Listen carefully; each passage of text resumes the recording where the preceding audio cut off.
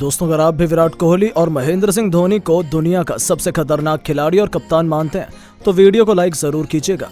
दोस्तों, अपने घर में चेन्नई सुपर किंग को चींटी की तरह मसलकर बेंगलोर की टीम ने प्लेऑफ में बनी जगह और चेन्नई को दिखाया सीजन से बाहर का रास्ता।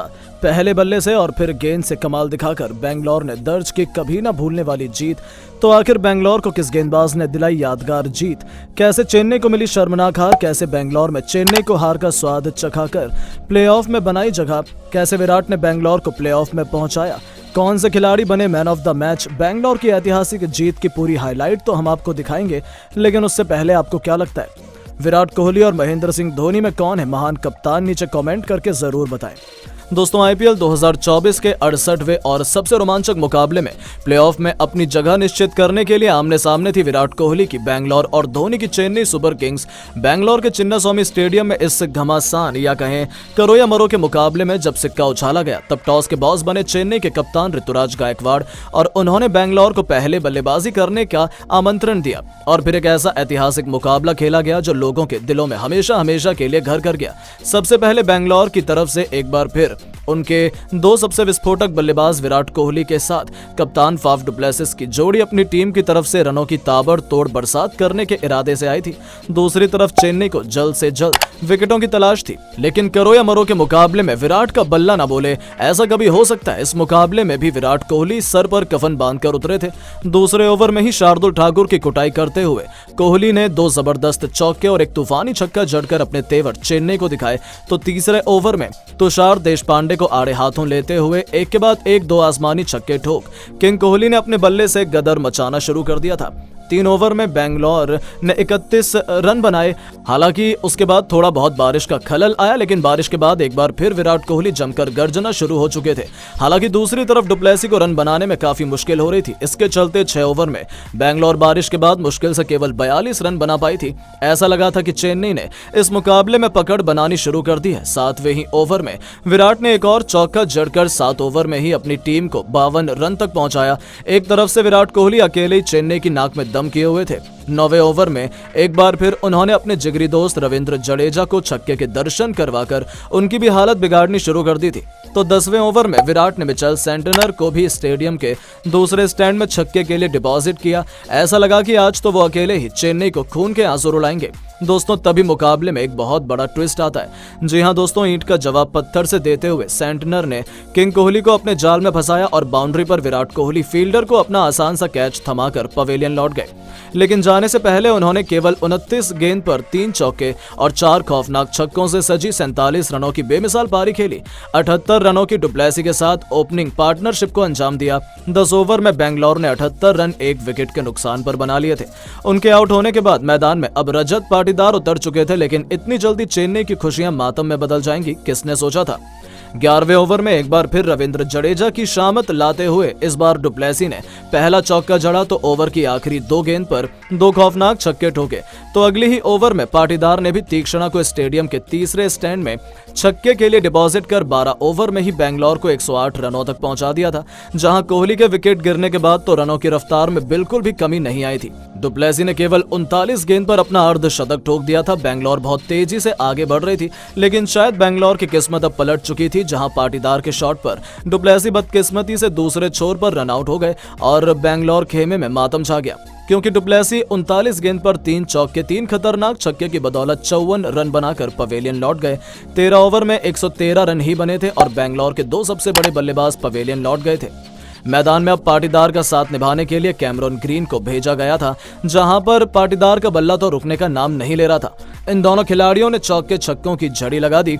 14वें ओवर में सिमरजीत की पिटाई करते हुए कुल 19 रन बटोरे, तो उसके बाद भी उन्होंने तबाही उनकी थमी नहीं। 16वें ओवर में ग्रीन ने छक्का लगाकर अपनी टीम को 16 ओवर में 155 रनों तक पहुंचा दिया। चेन्नई के तो पसीने अभी से छूटने शुरू हो चुके थे, क्योंकि दोनों छोर से ये दोनों बेरहमी से गेंदबाजों की धज्जियां उड़ा रहे थे। 17वें ओवर में तुषार देशपांडे के खिलाफ भी पाटीदार ने एक के बाद एक 2 चौके छड़े और डिपॉजिट किया चौके की तरफ और ग्रीन के साथ 50 रनों की साझेदारी को अंजाम दिया। तो 18वां ओवर लेकर आए शार्दुल ठाकुर का स्वागत भी ग्रीन ने अपने प्रचंड रूप दिखाते हुए एक के बाद एक 2 खौफनाक छक्के लगाकर कर दिया। उनकी दहशतगर्द बल्लेबाजी से पूरा आरसीबी खुशी से झूम रहा था, क्योंकि बड़ी आसानी से वो एक बड़े लक्ष्य की तरफ बढ़ रहे थे। लेकिन दोस्तों, तभी चौथी गेंद पर शार्दुल ने रजत पाटीदार का शिकार कर अपनी टीम की वापसी की कहानी लिखनी चाहिए, जहां पाटीदार 23 गेंद पर 2 चौके और 4 तूफानी छक्कों की बदौलत 41 रन बनाकर पवेलियन लौट गए। उनके आउट होने के बाद अब मैदान में दिनेश कार्तिक आए थे। 18 ओवर में बेंगलोर ने 187 रन 3 विकेट के नुकसान पर बनाए थे।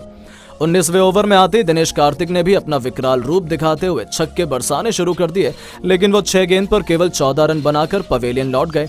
बावजूद उसके बैटिंग करने उतरे मैक्सवेल ने मौके से अपना खाता खोला और 19 ओवर में बेंगलोर ने 205 रन बना लिए थे। तो पारी के 20वें ओवर में मैक्सवेल ने एक छक्का और एक खतरनाक चौका जरूर लगाया, लेकिन जैसे ही शार्दुल ठाकुर ने उनका विकेट चटकाया, मैक्सवेल 5 गेंद पर 2 चौके और एक छक्के की बदौलत 16 रन बनाकर पवेलियन लौटे।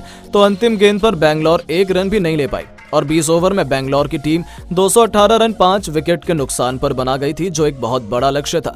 कैमरन ग्रीन ने अंत तक नाबाद रहते हुए 3 चौके और 3 खतरनाक छक्कों की बदौलत 38 रनों का योगदान दिया।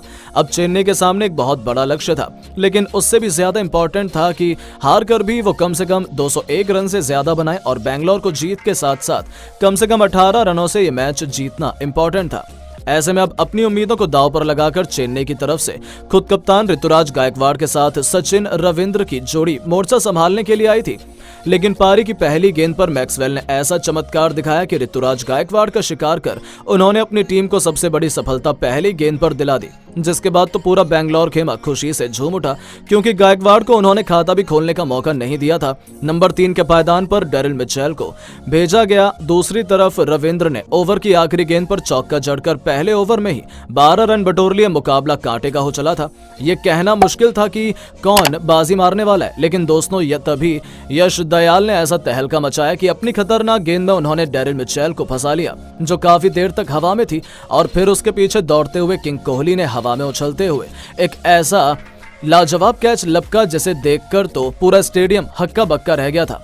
और विराट के इस अद्भुत कैच ने बेंगलोर को दूसरी सफलता दिलवा दी, जहां मिशेल केवल 4 रन बनाकर पवेलियन लौट गए। ऐसा लगा था कि बेंगलोर आसानी से यह मुकाबला अपने नाम करने वाली है, क्योंकि उनका दबदबा अभी से मैच में कायम हो चुका था। हालांकि मिचेल के आउट होने के बाद मैदान में उतरे अजिंक्य रहाणे ने आते ही छक्के से अपना खाता खोलकर अपने तेवर बेंगलोर को दिखाए।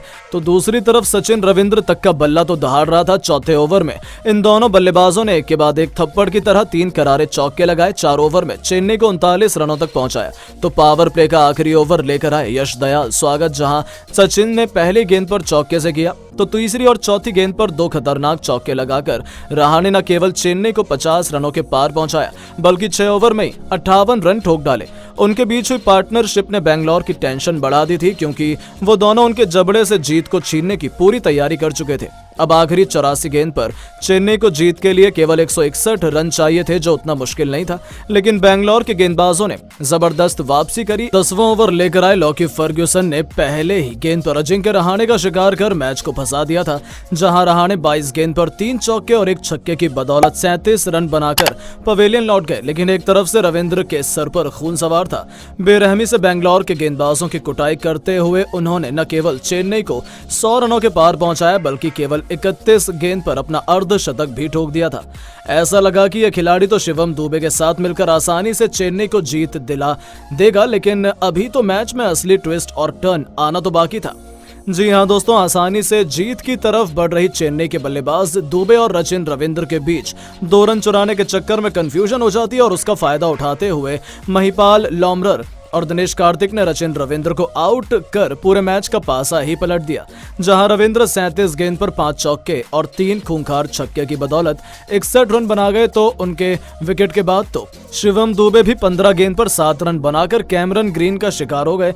यहां तक कि मिशेल सेंटनर भी केवल 3 रन बनाकर पवेलियन लौट गए। बेंगलोर तो जीत का जश्न मनाने लगी कि उन्हें लगा कि मैच तो खत्म हो गया, लेकिन अब मैदान पर तबाही बनकर उतरे तबाही के सौदागर महेंद्र सिंह धोनी और रविंद्र जडेजा, जिन्होंने अपने बल्ले से ऐसा सैलाब लाया कि पल भर में मैच को चेन्नई की तरफ झुका दिया।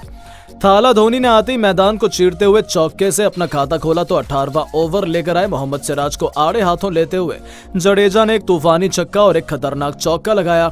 18 ओवर में चेन्नई ने 166 रन बना लिए। अब उन्हें जीत के लिए 12 गेंद पर 53 रन और प्लेऑफ में क्वालिफाई करने के लिए केवल 36 रन चाहिए थे। मैच कांटे का हो चला था।